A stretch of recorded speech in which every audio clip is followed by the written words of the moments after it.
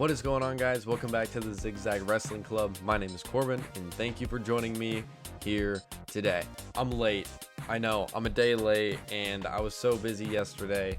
Moved back from college, started my job, obviously, because I'm so incredibly burnt if you're watching me on YouTube, which I appreciate you. But if you're listening in, just know that my arms are a little bit of a shade of red. The back of my neck's pretty bad too, but the mullet helped it out a little bit. So I've been doing my job. I just work landscaping, maybe kind of construction. It's kind of a apprenticeship thingy, but it's not really an apprenticeship. I kind of just help a guy do stuff on his farm, and he pays me. And he pays me through this company. So whatever, it works. That's what I've been doing. I'm outside 24/7, 8 to 5. I've been grinding this week and getting back into the flow of having a job and balancing that, like work with like real life and still meeting up with friends, doing stuff.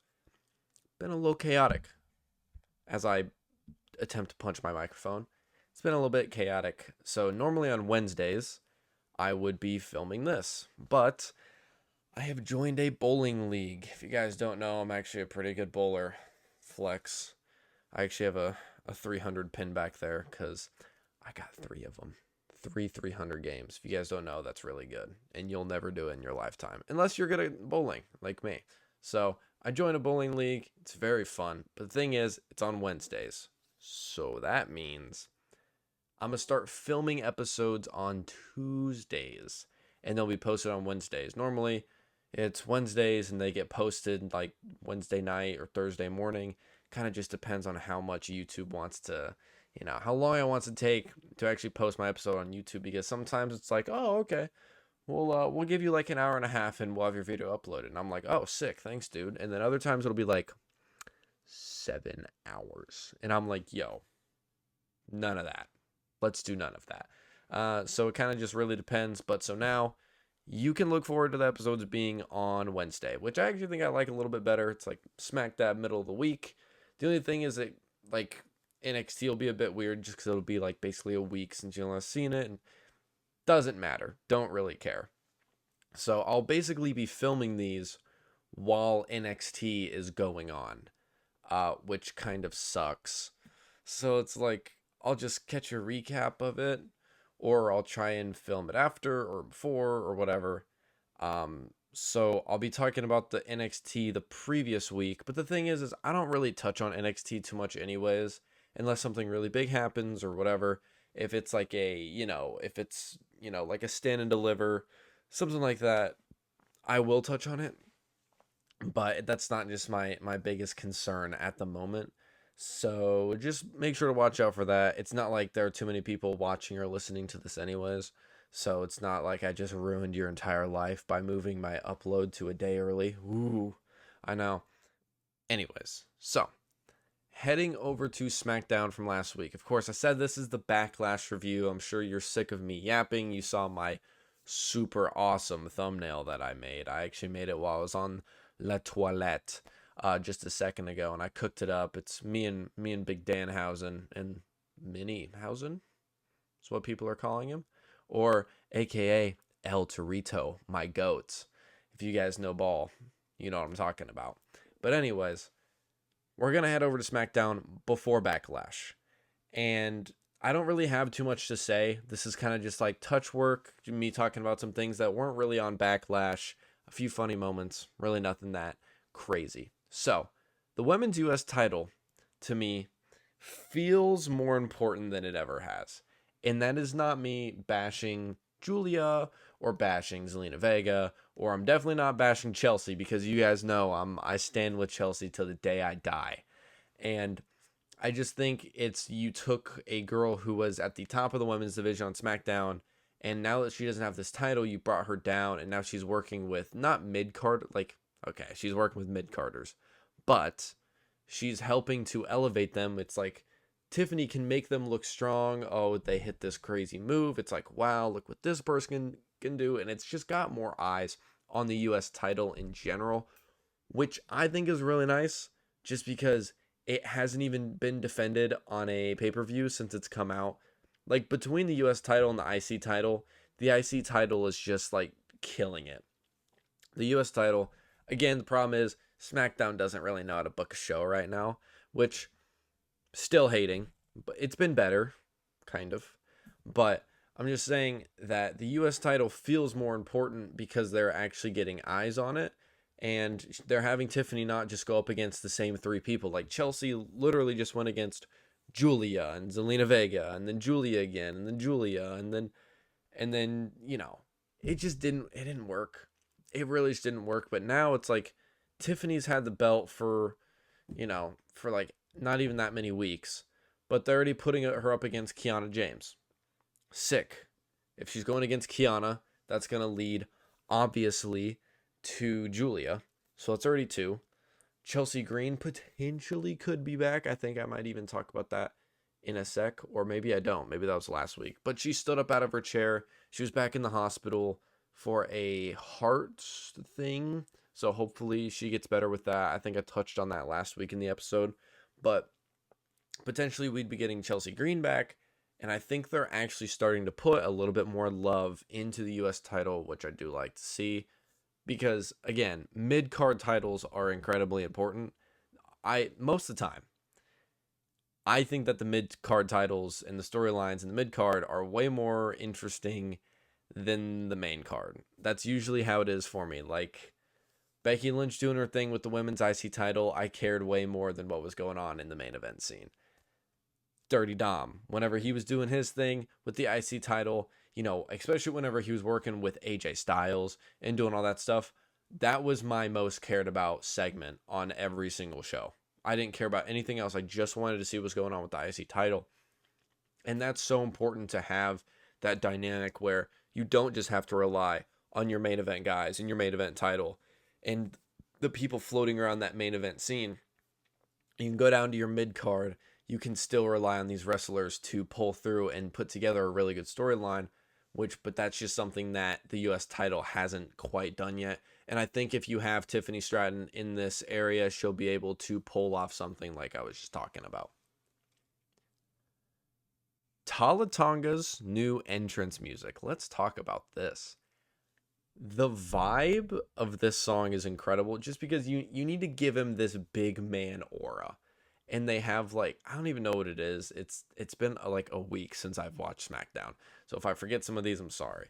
But I think it's got some elevating horns or something in the background, and it's very grungy at the same time. It's a good rock song. It's a great big man theme, and it kind of even sounds a little bit like Solo Sikoa's. I'm not saying it sounds like it, but it has that like I was just saying earlier, grungier vibe. It just fits well with what he and Solo are doing right now, and to have his own singles theme song I think is a great idea, because I think he's going to be in a lot of singles matches from here on out. I do like that WWE kept Tala Tonga, as much as I did kind of trash on him in the past, but it wasn't trashing on him. I didn't see the need for him to be there if he'd never wrestled, and he comes out, he does a great job in their match. He had 2 matches, didn't he? I think he had 2 matches on SmackDown. So the dude's obviously trying to put the work in, get those matches in. He's not very experienced, but as a big guy, you just need a big body in there. And I think he's doing a great job. So Gunther is officially signed to SmackDown. How about that? I think this is probably the best move SmackDown could have made. I feel like the main event scene SmackDown is missing a big heel. I feel like SmackDown's missing a lot of pieces. And I think Gunther actually fits really well, because besides Randy Orton, who's going to fight Cody? I don't know who's going to fight Cody. So now that we got Gunther over there, they're putting each other in sleepers. It's fantastic. But we finally get the Clash in Italy match between Cody and Gunther. They've set it up. They're just going to knock this out. I don't know if I necessarily see Gunther winning this, but the problem is I feel like you almost can't have Gunther lose clean, because I feel like that hurts some of his momentum. He's retiring all these guys. He's going out and he's destroying people. He's doing all this stuff. You can't really have him lose very cleanly. So I wonder how they're going to work this match at Clash in Italy. I'm just going to throw it out there now. This is going to be a banger. In-ring technical work between these two is going to blow your mind. I'm really excited for this match. I'm happy they've already confirmed it, so we can just look forward to it. We can build up the story. It's going to be great. The last thing I have down on here for SmackDown is Danhausen's potions and cloning device. Obviously, we all know what happened at Backlash. I just thought the segment was funny. You know, he like taps on, I think is it Brie? Yeah. Taps on Brie Bella's shoulder. She turns around. He takes a hair. He like spits into a bottle and he puts his teeth in there. Obviously, he's trying to clone himself. He got to say a naughty word on live TV. They bleeped it out, but it was pretty funny. Just because his stuff wasn't working, his device blew up, whatever. I just thought the whole segment was just really funny, and it's great setup for what happened at Backlash. Would you rather have unlimited money but never travel, or travel anywhere for free but always be broke? Here's what I'm going to say. I'll say this in the nicest way possible. If I, right now, could have a plane ticket to anywhere, and I would, stop doing WWE YouTube, and I would literally just travel. I would make a travel channel, 100%. The reason I want to make a ton of money is just so I can travel. I don't want to be a millionaire or whatever. I don't want to be rich as hell just to own stuff.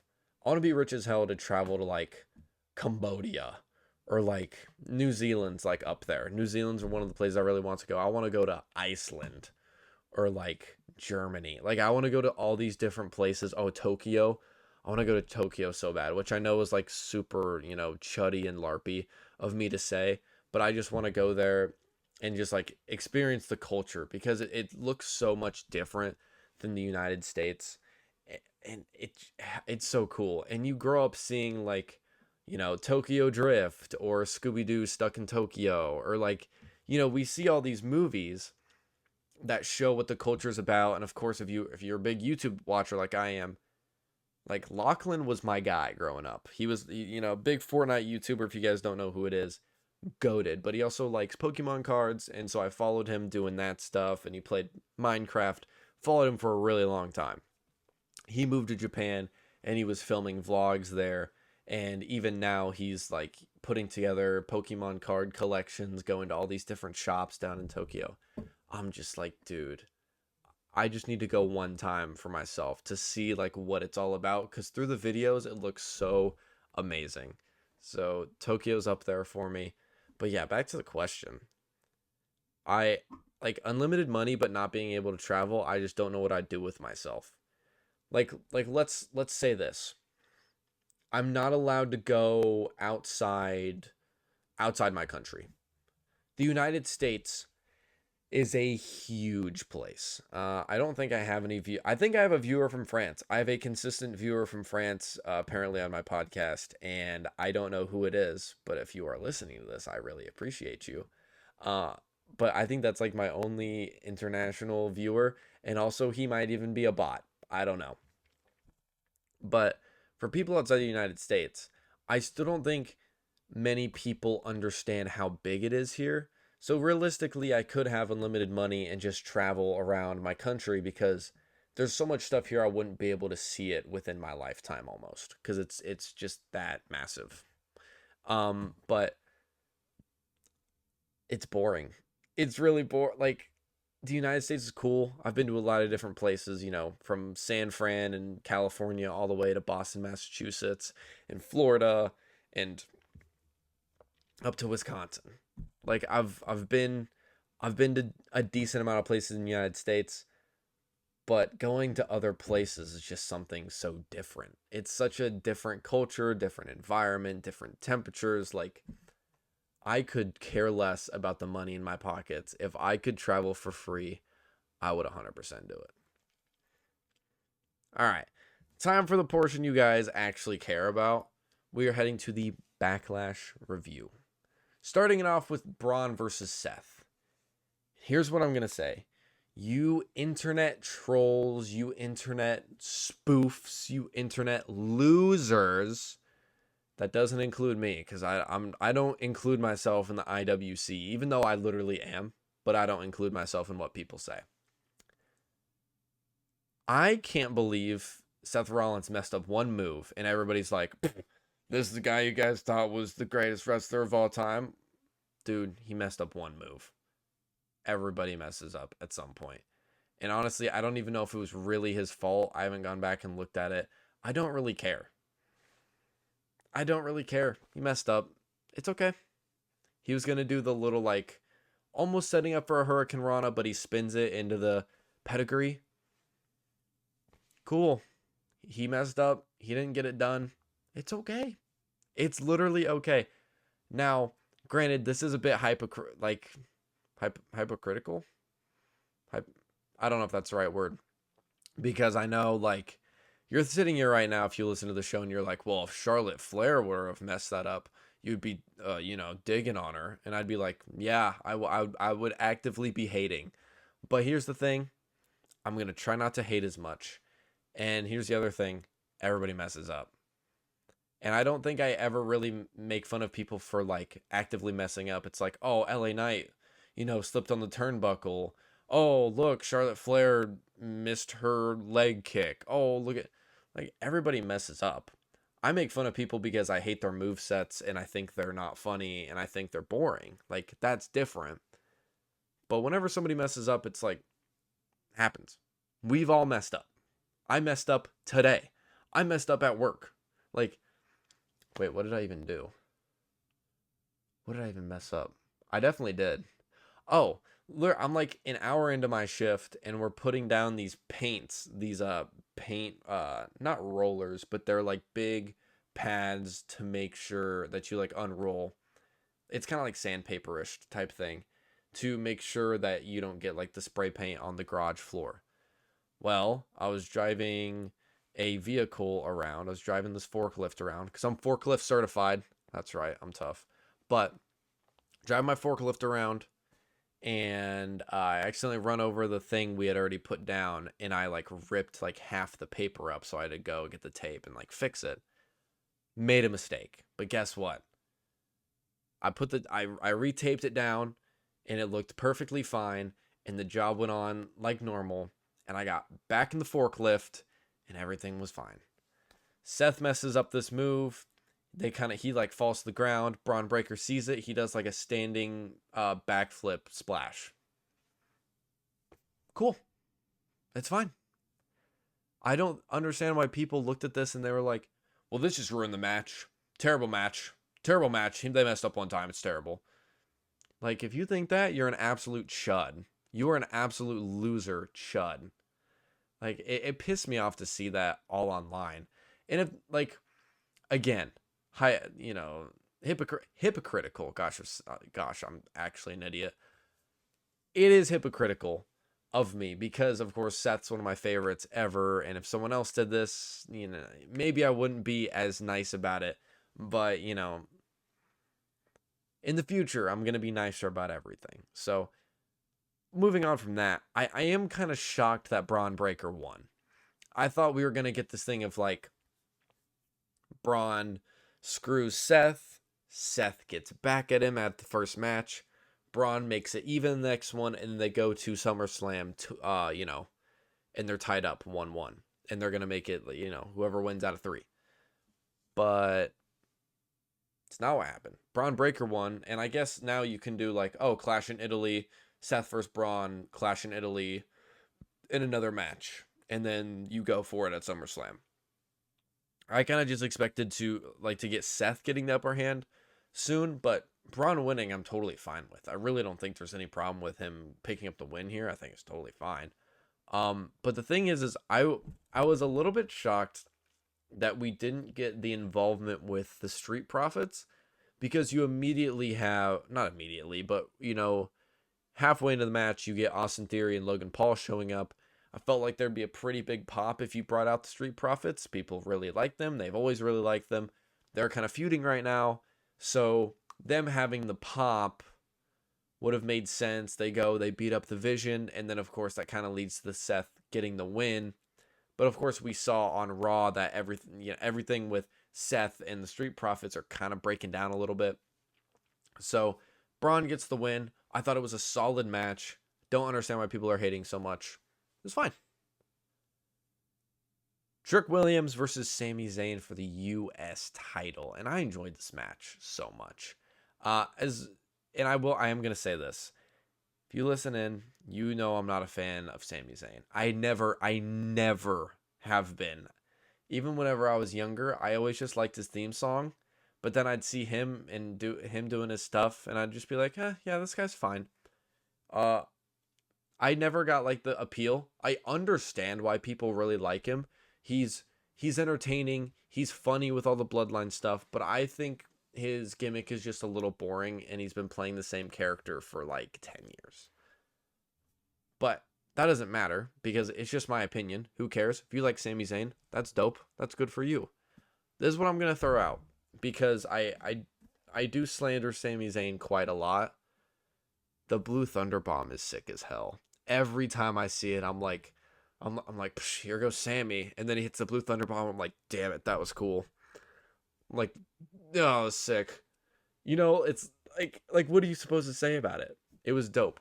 That's what I love about wrestling so much. As much as I don't want to like Sami Zayn, as much as I don't want to like Charlotte Flair, they will still have moments where I'm like, that was dope. Like, I'm gonna give her flowers because this is the number one disliked person on my podcast. Charlotte Flair's moonsault she did a few weeks ago or however long ago it was. Moonsault from the top rope out to the outside into a group of people. It was dope. It was sick. And like that's what's so cool about wrestling. It's like no matter how much you really hate a person's personality or how much you think they're boring or whatever, they can still do a cool move and you'll go, all right, not bad. Like everybody turning on Dom the opposite way at WrestleMania last year. You guys remember that? Remember whenever I was like hardcore Dom fan, everyone was like, dude, no, he's not going to win the championship. And everybody was booing him. And then he wins and everybody starts cheering him. Like, what's that about? Y'all can't just switch up. Y'all can't, but no, it's a similar thing to where everybody hated Dominic, but he wins that championship. It's a really cool moment. It was a fantastic finish, taking the title off Braun. Dom stabs Finn in the back, kind of, and it like everybody was like, that's such a refreshing, cool moment that we're all gonna remember.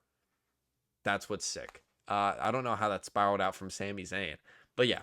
Blue Thunder Bomb, just dope move. Like I think once he retires and gets rid of the Blue Thunder Bomb, someone needs to take that and make it their finisher. Because I like this better than like the Hula Kick is okay. Another thing, Hula Kick's actually a pretty cool finisher, but the Blue Thunder Bomb, in my opinion, it would be a way better finisher. But the match itself, Lil Yachty as Strick's manager said this time and time again, love it.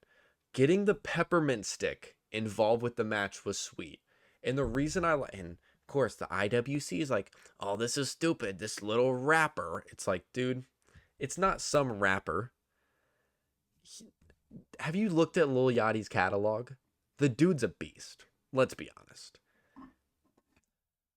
Like, you want me to go through? Hold on. Let me pull up what he's got. First of all, the only reason I had to pull this up was because I literally just couldn't think. I love Lil Yachty. Broccoli is one of the most played songs like ever. I swear. Broccoli. I Spy is another one. Of course, those are some old ones. Drive Me Crazy. Drive Me Crazy. NBA Youngboat. That's another one. Like, I'm just like reading through these, just like, yeah, another banger. Another banger. One Night's a banger. If you don't have it on your playlist, you need to chuck it on right now. Strike by Lil Yachty is another banger. Like I could just sit here and go through his playlist. Nothing to Prove. I'm just looking at this playlist he's put together, this album. And I'm just looking at banger after banger. Who Want the Smoke? Feat Cardi B and Offset. A banger. Give Me My Respect. Banger. But anyways, moving off Yachty having a fantastic track record in music. Him getting his like flowers in the WWE is great because he's a fan. He's like the biggest fan. He just shows up to random Raws and random SmackDowns. Like you don't see that from every celebrity. You know, like George Kittle's a pretty big fan, and I respect George Kittle because he shows up to a lot of PLEs, but like he's not showing up to the Raws and the SmackDowns. Like Tyrese Halliburton is one that's showing up to Raw, SmackDown, all the PLEs, the Saturday Night main events, all the ones he can make it to. He's going. That's a diehard fan. Same with Yachty. They're like Theo Vaughn. Theo Vaughn in the UFC, nobody goes to the low card fights. Everybody waits until like almost the main card or maybe a few fights before the main card. This dude, Theo Vaughn, goes and sits front row and he watches every single fight. Whatever time it starts, maybe it starts at like 5 p.m. This dude's probably there at 4:30, getting down in his seat, waiting for like just these Joe Schmoes to go fight each other. It's the same kind of thing. And him being able to be in this storyline is probably a really cool thing for him. But back to the peppermint. The peppermint stick, because they've been doing this whole shtick with the gingerbread man and Yachty popping up in the costume and hitting Sami Zayn, it all made sense. Like this was a good way to take the gingerbread story, as dumb as it was. I really liked it though, as much as people hated it. I really liked it. Thought it was funny. I think comedy belongs in wrestling. That's another story we're gonna get to in about like 2 minutes. But the peppermint stick, Yachty hits Sammy. Sammy hits Yachty. It gets it involved to where it kind of wraps the little stupidity in with the main story. And then of course we end with Trick getting the W. And that trick shot he hit was awesome. I like how it was like the missed haluva kick. Trick runs the corner, comes out, trick shot, gets the W. I thought this was a great decision. I hope he goes on to have a very long U.S. title reign. Not too long, though. Not too long. But a fairly long title reign. Hopefully we can get Carmelo Hayes back in the mix because I really want to run back Trick versus Melo. So. Kit Wilson and The Miz versus Danhausen and a mystery opponent. This was potentially one of the stupidest matches I've ever watched. And do you know what's funny?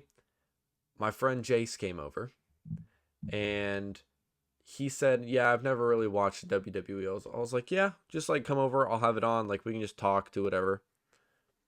He comes over during this match, before this match starts. So his very first impression of wrestling is a little mini man coming out of a cloning device to join a dude named Danhausen who acts like a complete idiot to face someone who shouts toxic masculinity at people and The Miz, and he has no clue who that is. Like, this was probably the most insane thing to watch. He sat there and just laughed. He thought it was hilarious because it's fun. And that's what wrestling's supposed to be, and I feel like people really tend to forget about that. It's just supposed to be fun. It's entertainment, and I was entertained. He dropped the box. Box comes down, and out walks the little mini Hausen. I was like, I can get on board with this. I can get on board. I thought it was pretty funny. I thought they were going to bring out, like, CM Punk in, like, the Danhausen face mask or something like that. But no. We got the mini Hausen. And then he ends up going back into the box. And Kit Wilson shuts the box. And then, of course, all, like, whatever it is, like, 14 of them come flying out of the box. And they attack Kit Wilson. It was just such fun. You get the mini Hausen in there, doing some luchador stuff. And he's doing all these flips and all this crazy stuff. What was there to be sad about? The only sad part is that you did have The Miz and Kit Wilson lose to Danhausen and a smaller version of Danhausen. But it's great. And it makes sense. You keep Danhausen undefeated. The whole cursed thing's still going on. You got Miz and Kit putting these guys over. I don't have a problem with it. It deserved a match on this card. Some people are like, no, it deserved to maybe be on a SmackDown. Oh, maybe it was this. Oh, everybody just complains. Just keep complaining. Wah. Everybody's just out here crying over this match that was hilarious. Because the people crying are chuds. Chud maxing. So, I love the match. Moving on. The "We Want Kyrie" chants almost took over the match between Asuka and Io. At the start, there were a lot of chants. For the first, I would say probably 5-6 minutes, we can fairly consistently heard the chant. Sadly, she never showed up. But this match, technically, between these two was so good. They're always good together. The strong style Japanese wrestling always mixes really well together. These two have, had their feud, and they've fought alongside each other and against each other so many times that we knew this was going to be a good match. But then I was a little bit confused of them hugging after. And of course, now we know it's kind of this thing that's played out where it's like Asuka potentially is leaving. And that's another thing I want to talk about. If that was Asuka's last match, I don't know how they're playing this up. Hello? I swear on my life, I just felt a water droplet drop down my shoulder. That was weird. Ignore that. But I don't think this is Asuka's last match. I feel like she probably would have done like something where she like took off her boots or, like wiped off her face paint or something like that. I wouldn't see her showing back up on Raw. I think what they're doing is they need people in the main event scene over on SmackDown, and they're sending her straight to SmackDown. To probably just go up against Rhea Ripley and be in the mix with JC Jane and Jade Cargill. They need more people in the mix over there. Even with the U.S. title. The U.S. title should be fantastic.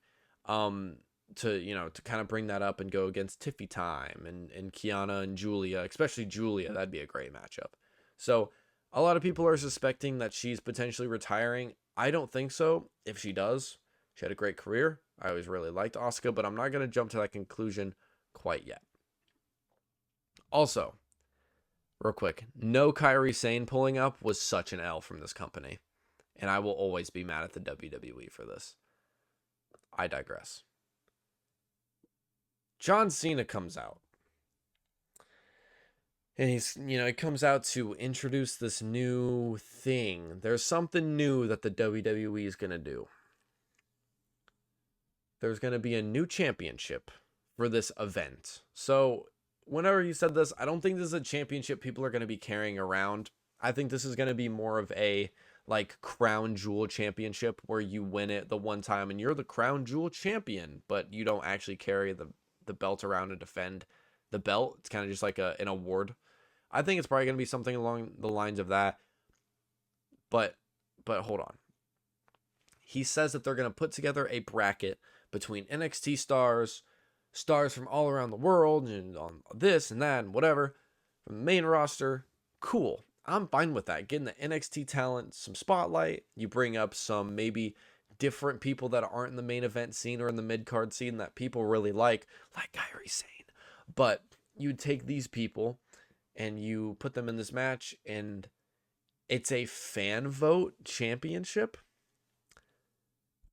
I like this, and I also don't like this, because I like the fact that the voice of the people can be heard. I've also seen the voice of the people go very, very wrong, because again, this is made for kids. The last time I saw this happen, we went to Monster Jam. If you guys aren't familiar, it's monster trucks, and they do like a bunch of cool flips, and they have a thing, or had a thing, I don't know what it's like anymore. They were at the stadium near me, and Gravedigger is like, Gravedigger's John Cena. Gravedigger is the John Cena of the Monster Jam world. They're super popular, very, very good. Everybody knows who they are. Most popular, like all this stuff. That's Gravedigger. They get like a 2-minute run, I think is what it is. So they have 2 minutes to go around the track and go over all the jumps and do backflips and do all this crazy stuff. There was a year we went. Gravedigger, I think it was within the first 45 seconds, flipped his truck and stopped. So goes over a few jumps, gets like some okay, cool stuff, flips his truck over after like 45 seconds, a minute, and is done. And they waited till the end to reveal the fan votes. So the next car goes. The next car is called El Toro Loco. And it's basically just like a bull. It's like a red bull. It's got giant bull horns on the front of the monster truck. It was sick. This dude comes out and just rips out the greatest freestyle I've ever seen. And ends it by... So he does a backflip. And he has a little bit of time left. So he's like, screw it, I'm going to do one more. He doesn't go up the backflip the right way. And so his I think his rear left tire goes off at the end. So this dude starts barrel rolling midair while still maintaining his flip, and this dude lands it. Absolutely sticks. The most incredible move I've ever seen in Monster Jam. And I used to watch it on TV. We used to go to the event all the time. A barrel roll backflip. This dude hits the Stephanie Vaquer corkscrew moonsault. Lands it on his feet, and I'm like, oh my gosh, I've only seen Gravedigger, like, I'd only seen Gravedigger win, or Son of a Digger, which is like, it's the same family, same car, same all this. I'm like, wow, this is crazy, like, we're gonna see a new champion. And another one was Avenger. Avenger was one that I really liked. It was just like a green, sick looking car. He had a great run, so I was like, okay, so like, maybe Avenger's got it, but like El Toro Loco had such a crazy finisher, and we're doing all this stuff. This is where the fan vote comes in. So the fan vote was revealed. And Gravedigger got like a 9.6 out of 10.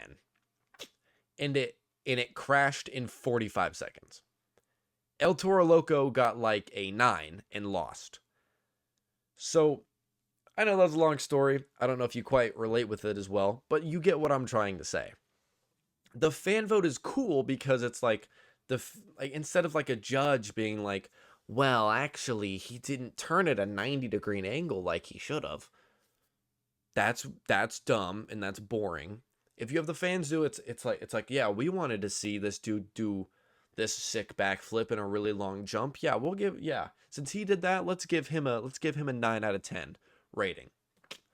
But again, like I just stated, the problem with fan votes is that it turns into a popularity contest where it'll be this thing where you will go watch someone like Berto, who people may not even know if you're not an avid WWE watcher. You'll go watch Berto do a corkscrew moonsault to the outside or do like just some like absolutely crazy stuff, and people will be like, I don't really know who that is. 4 stars.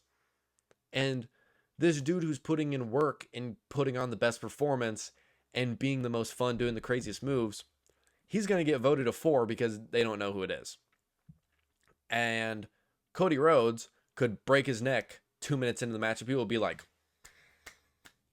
give him the trophy. Give him, like, that's the problem I have with this. Is it's going to turn into a thing of, is it really this wrestler did the best job?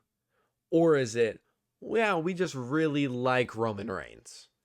Wow, dude, Dragon Lee was absolutely spectacular in this match. But he did go against CM Punk. That's the problem I have with this. And of course, I'm going to hate on this. It's called the John Cena Classic and the John Cena Championship. Give me a freaking break. Can we stop glazing this hard? I wouldn't hate on John Cena as much as I do if it wasn't just this an egregious amount of glaze. You're naming an event apparently it's going to be like all these years, like having the John Cena, retirement day or whatever they ended up calling that Saturday night main event. They like switched the brand. That's fine. It's a one-day thing. It's John Cena. Cool. But you're going to make this a PLE. You're going to make this a PLE. And you're going to call it the John Cena Classic. I got an idea. what if we just come up with an original name? Well, don't shoot me. Don't shoot me. But what if we came up with an actual good name that wasn't glazing the greatest of all time? Because he's not. Because he's not. And then naming the championship out, I'm like, come on. Like, name it like the People's Champion. That would be way better. That's a little shout out to Real Steel. But being like the People's Champion because it's a fan vote, that would make a lot more sense. That would be more fun. But calling it the John Cena Championship is just like, it's infuriating to me. And my one friend looks at me, and I love Caleb so much, but my goodness, does he know how to piss me off. He looks at me and he goes, well, if it was called the Dirty Dom Championship, you'd love it. And I'm like, no, I wouldn't, because here's the problem. It doesn't make any sense. It doesn't make any sense to have, insert your favorite, the Cody Rhodes. Yeah, let's call it the Cody Rhodes Classic, and he's going to have the Cody Rhodes Championship. Why not come up with an original name like, NXT versus Raw, NXT versus main roster? Like, of course, those aren't even good names. But we could come up with something to kind of showcase where it's like, okay, it's going to be the NXT guys, and it's going to be the main roster guys, and the fans are going to be involved. Like, we could have come up with a very good name instead of just naming it after someone that we're trying to sell tickets off of. You're calling it the John Cena Classic because you're expecting people to go, wait, is John Cena going to be there? Dude, let's pay $4,000 to sit in the nosebleeds. Dude, that's a great idea. I know what they're doing. That's what makes me mad about it. So whenever he was like, if it was the Dirty Dom Classic, you'd love it. I'm like, I would like it more than the John Cena Classic because he's my favorite wrestler, but I would still think it wouldn't be a smart move because it doesn't make sense for the event. That's all. I'm kind of hating, kind of not. I'm trying to stay balanced. I want to see where this goes. I'm not completely dismissing this. Don't take this as me going, well, this is stupid. The John Cena Classic should die. I'm not saying that. I'm just saying that the fan vote thing can be a bit tricky, and it's weird. It's definitely gonna be weird.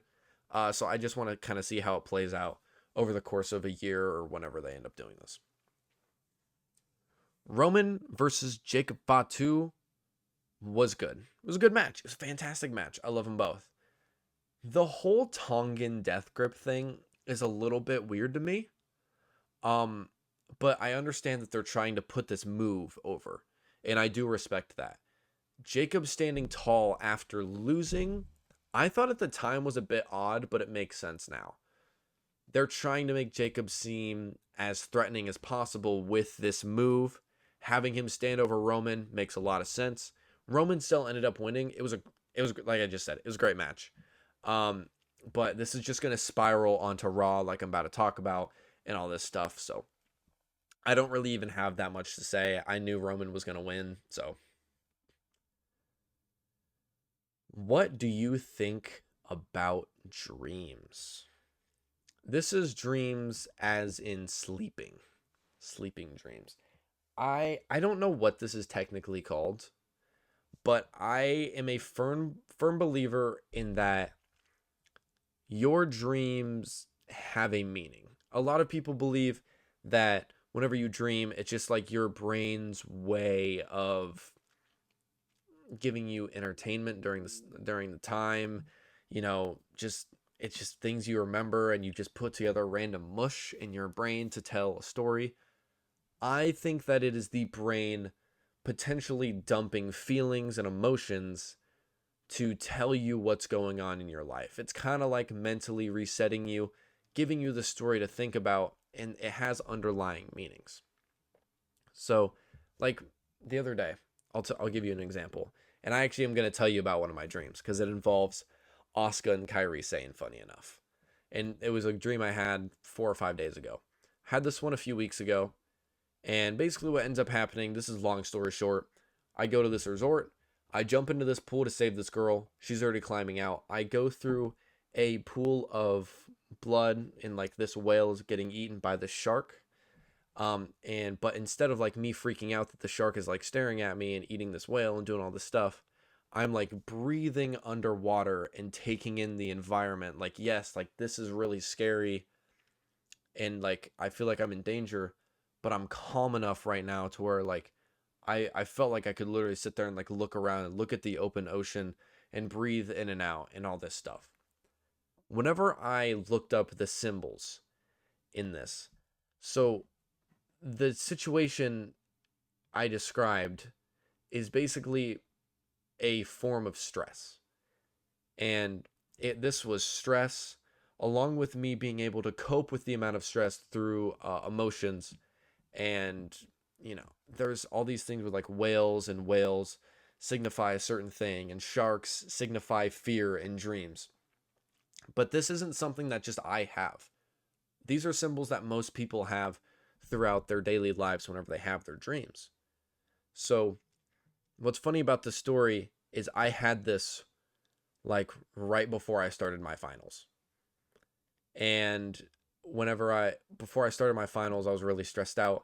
Of course, I had a final where basically I wanted to keep an 80%. I was going to pass class anyways, but I'm aiming for B's in college, B's and above. But to hold the 80%. My phone's yelling at me. Stop that. But whenever I had this dream, I'm sitting there and it all makes sense. Like the shark is signifying the fear of me not doing well on my exams. But the fact that I know what I'm doing and I feel like I'm well prepared is me sitting in the water and me breathing in and out and looking around and being okay with it. So if you guys know what I'm saying, and if you even care at all, maybe you skip through this part because I'm being an idiot. But if you have a dream, I would love to know about it in the comments. I love hearing people's dreams because I like looking it up and seeing like what each dream means. I think it's really interesting and it's cool because I think they mean more than what you actually would think, just because I think it's a way of people processing emotions and stress and all these different things during the night. Here's my dream about Asuka. This was insane. This was the night after Backlash, or a few nights. Basically, the dream, I am with my best friend Dylan. We're walking through my old high school, and we're going to record this footage of something. So we record this footage, and as we're walking out, we're in like the main entryway, and there's like benches right there. And Asuka's sitting right there, and so I just like sit down, and I'm just talking with Asuka just about like random things. And it's like we're best friends. And then Kairi Sane pulls up, and I'm like, oh, Kairi. And we're like sitting there talking. And before my dream ends, this is crazy. I looked at her and I said, "Are you retiring?" And she looks at me and she goes, "Yes." And she gives me a hug and she leaves. And then whenever I step out of the door of my high school, I woke up. I looked this up, and I was told that whenever you ask these kind of questions like, are you leaving? Are you retiring? Things like this is a way to help your brain and body mentally prepare to move on, which is crazy. I just thought that was really funny, and I like the moving on thing. I haven't quite understood with my life and how it connects. Maybe it's literally just connected to us moving on from Asuka potentially retiring, which, like I said earlier, I don't think she is, but I just thought that timing was very interesting. I'm sorry, I went on a very long dream rant. If you guys want to talk to me about it, DMs are open. I love talking about dreams. So, moving on to Raw. Seth Rollins helps the Street Profits get the W. And then does Seth actually get help in the end from the Street Profits? Like, where does this go? Because you have the Street Profits who like Seth's help. Seth is helping them because he just hates the vision. The Street Profits don't want him involved. They don't want to help him. They kind of have this weird clashing dynamic going on. And when does Austin Theory turn? Because it's happening. It's gotta happen at some point. Because the problem is, if you listen to the people, they boo Logan and they chant for Austin Theory. They don't necessarily really boo him. He gets booed during promos, but then like in matches, I don't really see him getting booed that much. So I feel like if he were to go babyface again, join Seth Rollins, like people have been saying, I'd be down for that. I think he can have a really good babyface run. He just hasn't gotten the opportunity.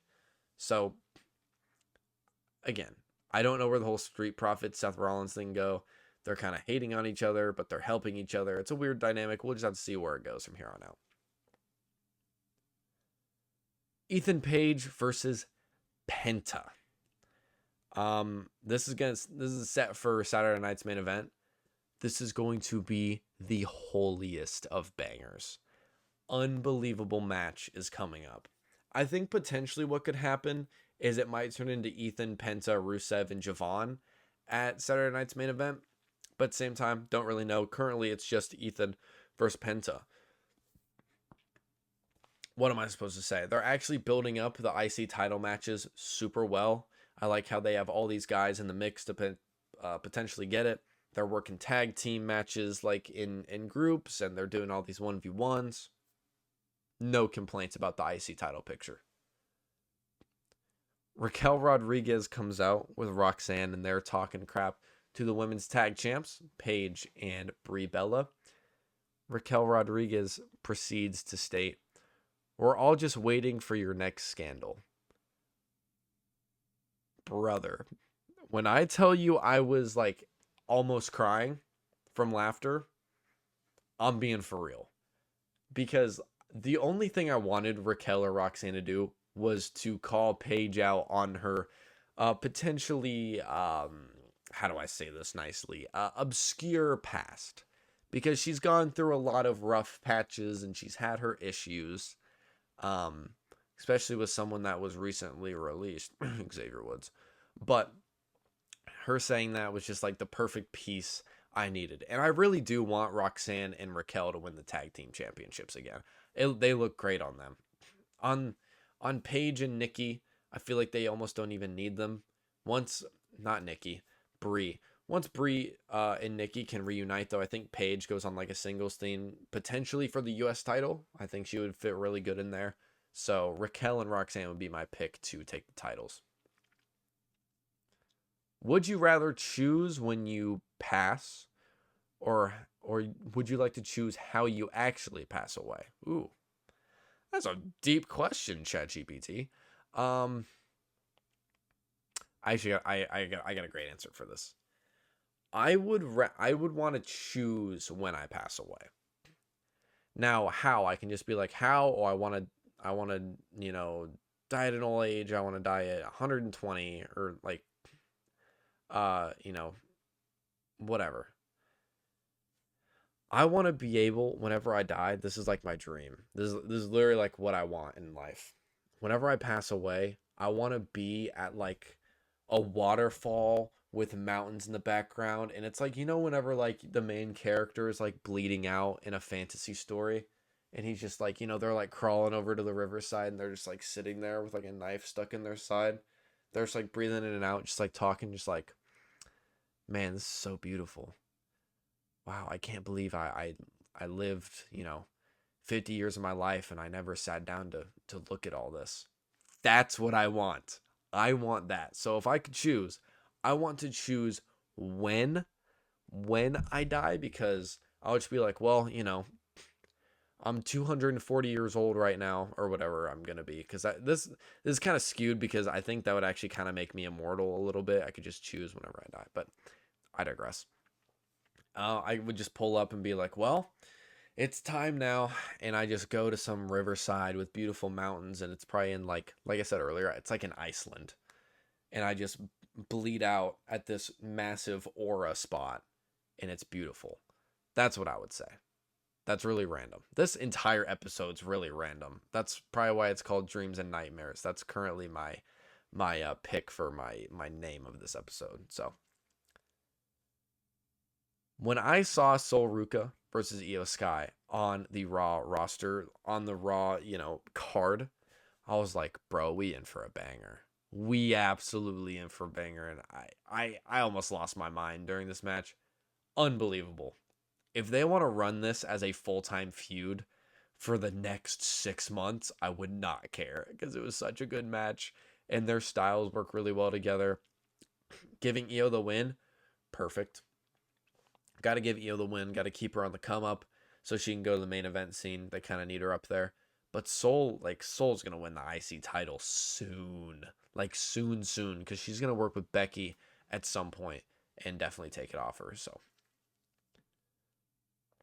Street Profits versus The Vision for Tag Team Championships is official for Saturday night's main event.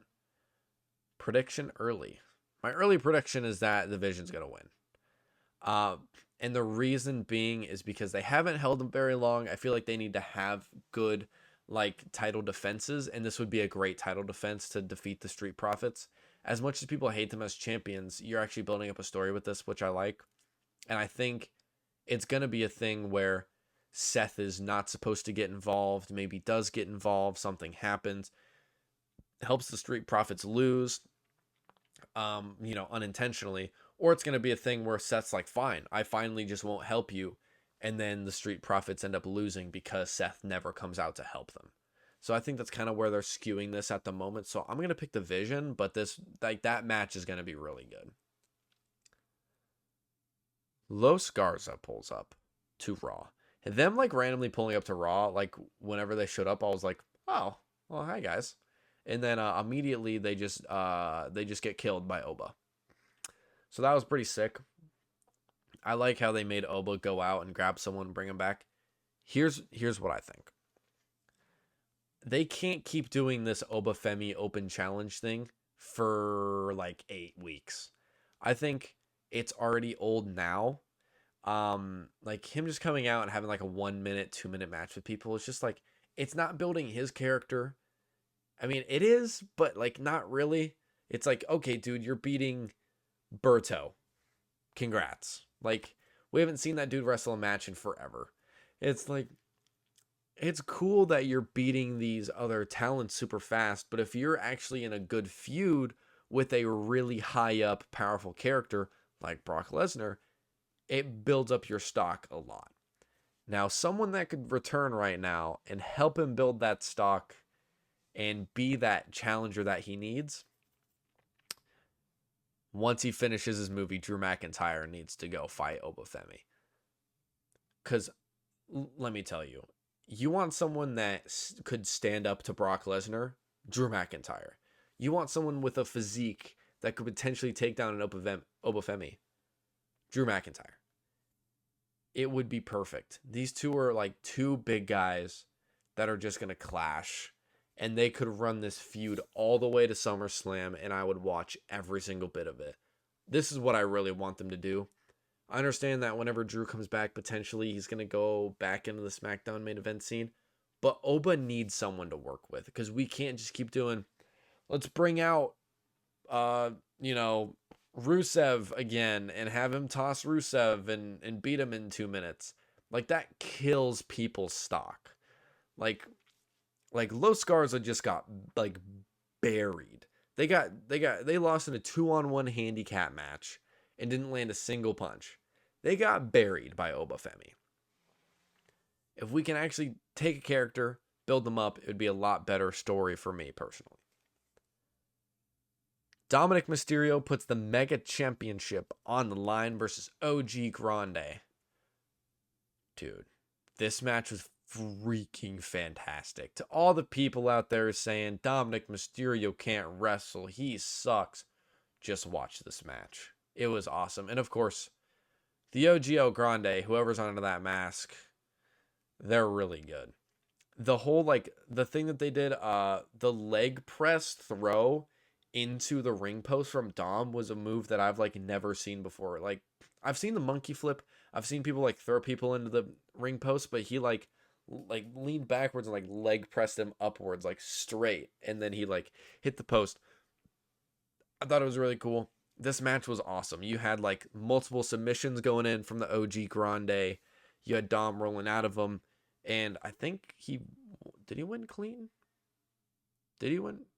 No, the Julio and the other, oh gosh, The Creed brothers. But it's not the Creed brothers. What am I saying?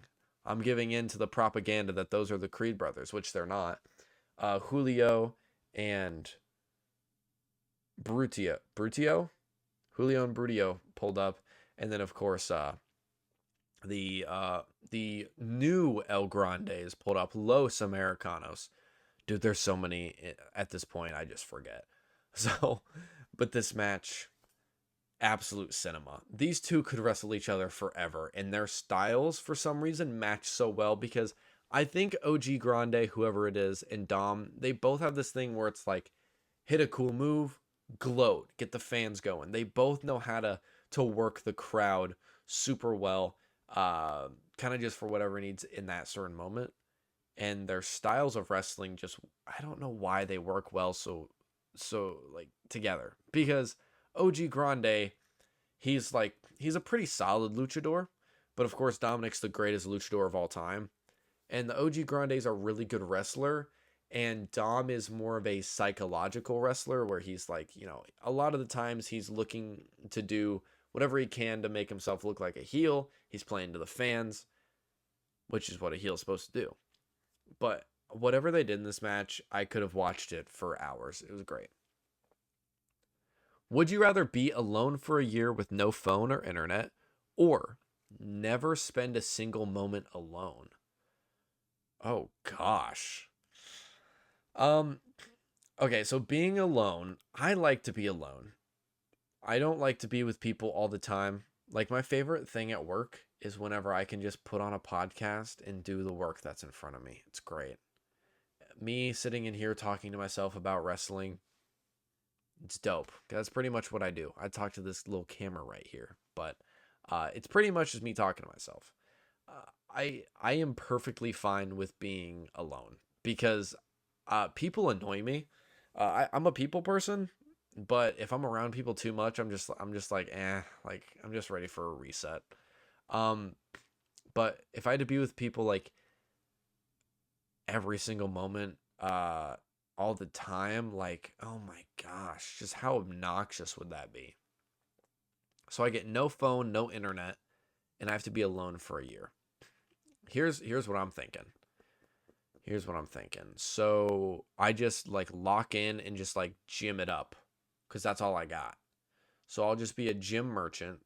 I'm gonna start reading a lot. I'm gonna learn new languages.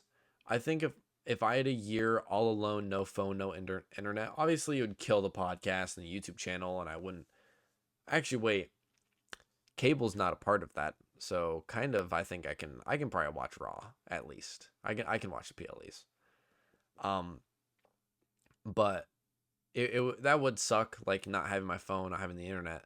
But at the same time, like never spend a single moment alone again.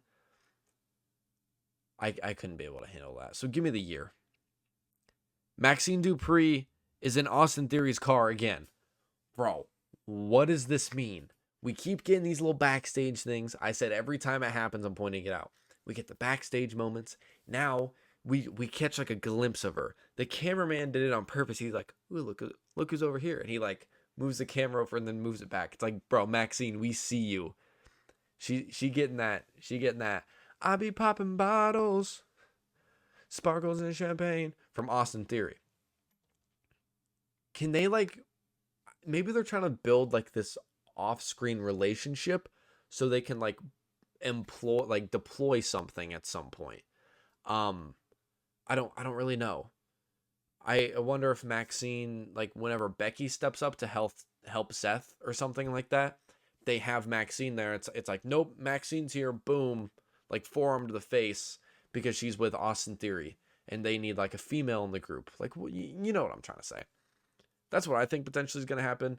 Maybe they're just trying to build a on-screen relationship between Maxine and Austin Theory, because I think it'd be good for both of them to be in that kind of role. But I don't know. We're continuing Jacob Fatu versus the OTC. It's a cool story. I think the Bloodline's going to reunite at some point.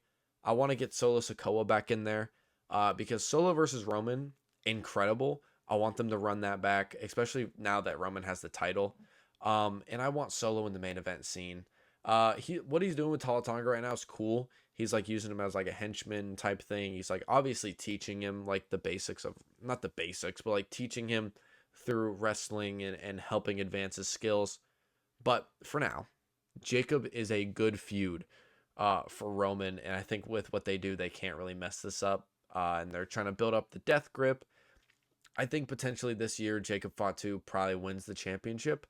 But what does suck is I want to see Solo win it this year, but he's kind of just not really in that situation. Solo, like, in my opinion, is one of the best like characters in the WWE right now, just because he's just so funny. So that's a little bit biased for me. I think I just like him better. But this feud is good. Whenever I saw this news, before I say this, whenever I saw this news, I thought it was fake. And I go and check the active roster list over on WWE's page. Shane McMahon is listed as an active roster participant. He has been moved to the active roster. If Shane McMahon shows up at some point on a Raw, I'm going to freak out because that's my guy. So potentially it was a mistake. Potentially they're trying to build hype. I don't know what they're doing. If he does return, though, that is going to be sick. We got a brand new segment to close out the podcast. Blind rank wrestlers based off of how much I like them, and I'm going to be using this fancy wheel. All right, so I'm going to spin the wheel, and let's see who I get for my first wrestler of the blind ranking. We have, Titus O'Neil. I wish I could do it as good as him, but also I think I'd break my mic. Titus O'Neil was always so funny to me. I liked the tag team that he was in, the Primetime Players. They had a banger theme song. I don't have any problems with him. He's kind of just middle of the road. I might just put him 3. The problem is there's a lot of really good people that I like on here. I almost want to go 4. Let's go 4 with Titus O'Neil. As much as I like him, but I feel like that's a little bit of a safer bet. All right, let's spin again. Let's see who we get for my next wrestler. Shelton Benjamin. Gosh. Do I like him better than Titus O'Neil? I don't think I do. But the problem is like, he's like the same as Titus O'Neil. They're like right on the same level. I'm gonna put him at 5, but you guys are gonna like. I know a lot of people really like Shelton Benjamin. I didn't really have that experience because he's just not really my generation. Like he was in the 2010s, but he wasn't like a main star that I saw at the time in the 2010s. Like I grew up with Dolph Ziggler, Miz, John Cena, Sin Cara, like Rey Mysterio, Cesaro, like those were the guys I saw all the time whenever I was originally growing up watching. So Shelton Benjamin doesn't really appeal to me that much because he didn't really have like a character that like I loved. He was just a really good wrestler. So I like Titus O'Neil better than him for that reason. So I'm going to put Shelton at the 5. So let me spin again and let's see what we get. Ooh. Is this Golden Dust? Golden Dust. All right. Like I was talking about earlier, I love comedy and wrestling. Gold Dust is so funny. He's like the epitome of weird because he's just a whack character, but the dude's hilarious. Gold Dust I'm putting at the 2. He's so entertaining to me, and I feel like we can get someone probably worse than Gold Dust. But I want to save that number 1 slot in case we get someone who's a banger person. So let's put Gold Dust at the 2. Give me another spin. Let's see who we get. Oh, Kurt Angle. I mean, Kurt Angle has to go at 1, right? I mean, if I watched like late 90s, more 2000s wrestling, and I got to see more of Kurt Angle, I would have loved him. The clips and old stuff I see of him, he's like, first of all, great in-ring wrestler, one of the greatest to ever do it. And along with that, he had so many funny bits and funny moments where he was a comedic character that could back it up in the ring because he's an Olympic world champion or whatever he is. Kurt Angle's going at my 1. I really do like Kurt Angle.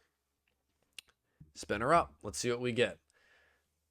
For my last one, to go in my 3 slot, we have The Game, Triple H. I think I banged this out. This is perfect. I like Triple H a lot.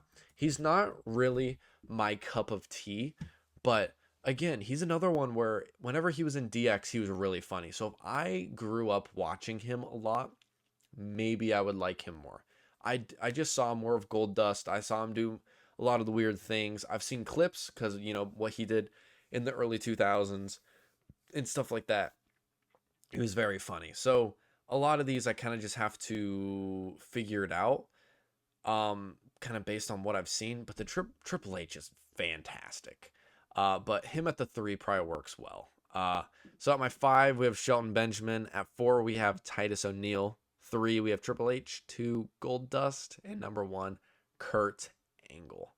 I feel like that's a perfect list because, again, this is based off of how much I like them. This is not your list. If you want to tell me out of this list, out of the 5 people I got, you want to tell me what your rankings would be, your blind rank, I'd love to know down in the comments below. But ladies and gentlemen, that is the end of this episode. I really appreciate you guys sticking around with me. It's been a lot of fun. I'm going to get back on track. I feel like I haven't done a podcast in forever. It's only been like a week in one day because I'm one day late. But we're going to start doing these on Tuesdays. So if you guys can do me a favor, go down below, like and subscribe. Helps me out. We post a lot of fun videos on the channel. I have a video coming out soon. I have to balance work and then editing the video, and it's kind of getting stuck right now. I am doing a video, or I guess I've already done the video. I just have to edit it and post it, where I am taking current theme songs of wrestlers and comparing it to old theme songs and picking which one is better. I have some cool graphics that I'm editing in that I think look pretty solid. I hope you guys like them. And I'm having a lot of fun shooting it and editing it, but that will be coming out within the next week probably, so be on the lookout for that. So I don't think I have anything for you guys, so I want to thank you for joining me today, and I hope you have a wonderful day.